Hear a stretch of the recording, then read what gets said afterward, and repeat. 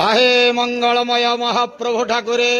हे बाबा धवळेश्वराय वाळा लिंगाय नमो नमः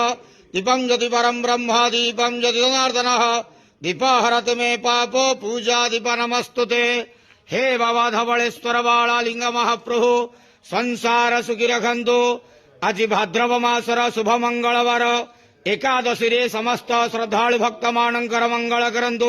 समस्त श्रद्धालु भक्त मानंको आश्रीपद करंतु मनस्कामना पूर्ण करंतु कर्म क्षेत्रोन्नति करंतु ग्रहरिष्ट खंडन करंतु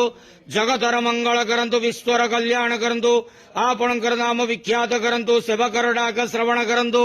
समस्त ग्वावसा भक्त मानंकर मनस्कामना पूर्ण करंतु महाप्रभु धवळेश्वराय वाळा लिंगाय नमः संसार सुखी रखंतु आनंदे केवार हरि बोलो आज एकादशी शुभ मंगलवार रे समस्त श्रद्धालु भक्त मानंकर मंगल करंतु आनंदे केवार हरि बोलो।